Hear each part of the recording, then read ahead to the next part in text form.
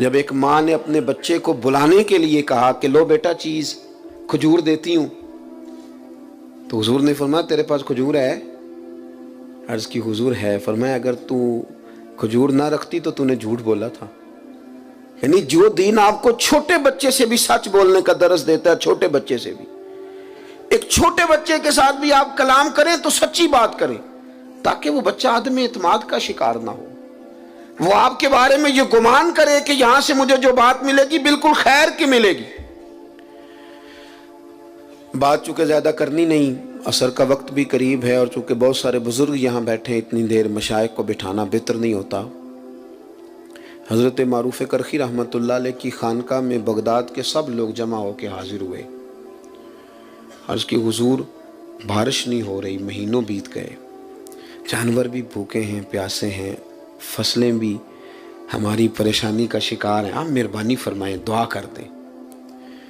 تو حضرت معروف کرخی رحمۃ اللہ علیہ فرمانے لگے یہ میری خانقاہ کے سامنے نا ایک دکاندار ہے، ہم اپنی زبان میں کریانے والا کہتے ہیں، یہ دکاندار ہے، گھی بیچتا ہے، گڑ بیچتا ہے، اس سے دعا کراؤ بارش ہو جائے گی۔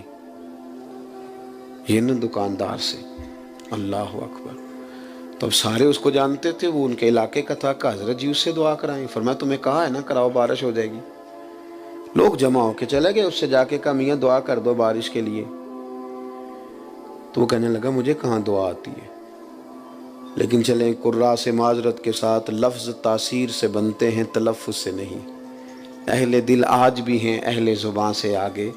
کہا جناب دعا کر دیں۔ کہا مجھے کہاں دعا آتی ہے، حضرت سے کراؤ۔ کہنے لگے انہوں نے بھیجا ہے۔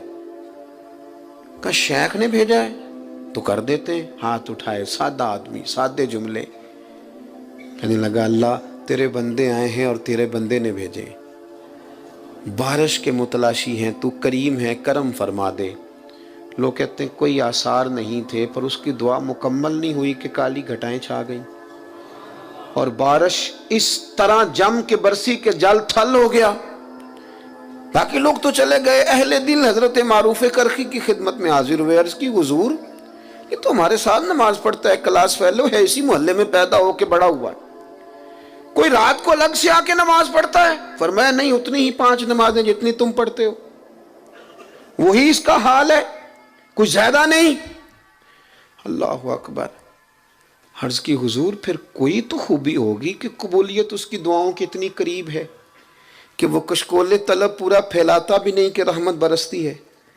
حضور کوئی بات؟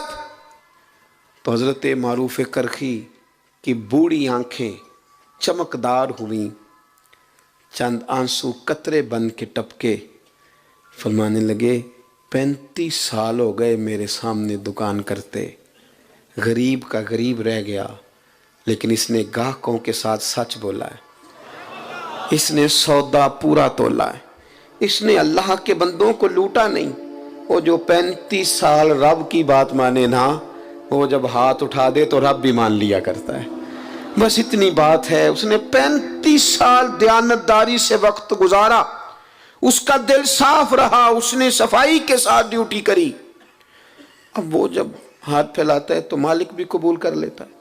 وہ میرے بھائی، اگر طبیعتیں اس طرح کی ہوں، لہجے اس طرح کے ہوں کہ ہم نہ بہت زیادہ پھیلنے کی بجائے محدود ہوں، لیکن سچے ہوں، کھرے ہوں، دیانت والے ہوں۔ تاریخ ہمیں بتاتی ہے کہ حضرت اسماء بنت ابی بکر صدیق رضی اللہ تعالی عنہ جب چلے گئے نا محبوب کریم علیہ السلام سیدنا صدیق اکبر کو لے کر غار ثور میں، تو ابو جہل کچھ لوگوں کو لے کے ان کے دروازے آیا، شور کیا اس نے۔ جناب اسماء فرماتی ہیں میرا گھر وہ تھا کہ کبھی کسی نے نظر اٹھا کے نہیں دیکھا تھا، میں سردار کی بیٹی تھی، طاقت نہیں تھی کسی کی۔ اس نے شور کیا تو میں پردہ اوڑے باہر نکلی، کہنے لگا کہاں گئے تیرے والد؟ جوانوں غور کرنا، کوئی فائدہ نہیں ہوتا پھر بھی ہم غلط بات کرتے ہیں، کچھ بھی نہیں ہوتا پھر بھی جھوٹ بولتے ہیں، کچھ دنیاوی نفع بھی نہیں، صرف اس مجلس میں تھوڑا ذائقہ پیدا کرنے کے لیے دروغ گوئی۔ پاس سمیٹنے لگا ہوں، سیدہ فرماتی ہیں کہ اس نے کہا کدھر گئے ہیں؟ فرماتی ہیں میرے سامنے 2 راستے تھے، ایک تو یہ تھا کہ میں سچ بولوں اور کہوں غار ثور میں ہے، پر یہ تو وفا کے خلاف ہے، یہ تو پہنچ جائیں گے، حضور کو تکلیف دیں گے۔ اور ایک یہ کہ میں جھوٹ بولوں کہ مجھے پتہ نہیں، اور یہ حضور کی شریعت کے خلاف ہے۔ آپ فرماتی ہیں میرے لیے مشکل آ گئی، کس طرح جھوٹ بولوں؟ صدیق کی بیٹی ہوں اور صدیق اکبر کی نور نظر ہوں، کیسے؟ اور سچ بتاؤں تو کیسے؟ میں سوچ رہی تھی تو اس نے شور کیا، کہا بتاؤ کہاں ہے؟ سنو ملت کے جوانوں، ایک خاتون فرماتی ہے میں نے ساری ہمتیں جمع کر کے کہا اللہ میری مدد کرنا۔ اس نے جب تیسری بار پوچھا کہاں گئے تو میں نے کہا سن پھر، مجھے پتہ ہے وہ دونوں کہاں ہیں، پر میں بتاؤں گی نہیں، میں سچ بولوں گی۔ خبر ہے مجھے وہ کچا رانگے للاری والا جیڑا چڑھ دا تے لیندا رہندا، اے عشق تیرے دا رنگ محمد چڑھ جائے پھر نہیں لیندا۔ کہا نہیں بتاؤں گی، پتہ ہے۔ اتنے بڑے مجمع میں اتنے بڑے سردار کو اس طرح کے جملے، اس نے ایک تھپڑ مار دیا۔ کتنی کبھی کسی نے آنکھ اٹھا کے نہیں دیکھا تھا، میں گری تو کان پھٹ گیا، خون نکلا۔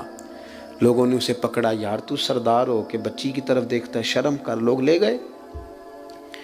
فرماتی ہیں اسی طرح میں نے کان لپیٹے۔ آج جو حاجی گارے سور پہ جاتے ہیں وہ بعد میں آ کے میری طرح ڈینگے مارتے ہیں کہ ہم ہو آئے، ہم چلے گئے تھے، حالانکہ راستہ بن گیا، راستے میں کئی جگہ بیٹھنے کا بندوبست ہے، لیکن اس وقت جانا اور رات کو جانا اور اتنی مشکل سے جانا۔ فرماتی ہیں میں کھانا پکا کے اسی طرح لے گئی، اور میرا وجود، میرا کان زخمی تھا۔ جب میرا چہرہ پردے میں لپٹا ہوا دیکھا تو میرے والد پریشان ہوئے، بیٹے کیا ہے؟ میں نے کہا کچھ نہیں، کھانا کھائیے۔ اور جب وہاں انداز اور طرح کا ہو گیا، پریشانی بڑی، تو محبوب بولے کہ اسماء بتاتی کیوں نہیں؟ کہتی ہیں میں نے وہ کپڑا ہٹایا تو خون پھر بہنے لگا۔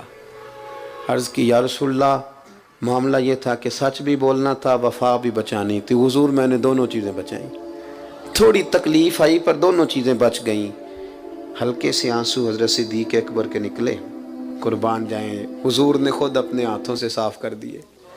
ایک واری میری آنکھیاں چوں انہاں نے اتھرو پونجے سن، ہن تے چسکا پہ گیا رونے دا، تے ہر ویلے آہو زاری دا۔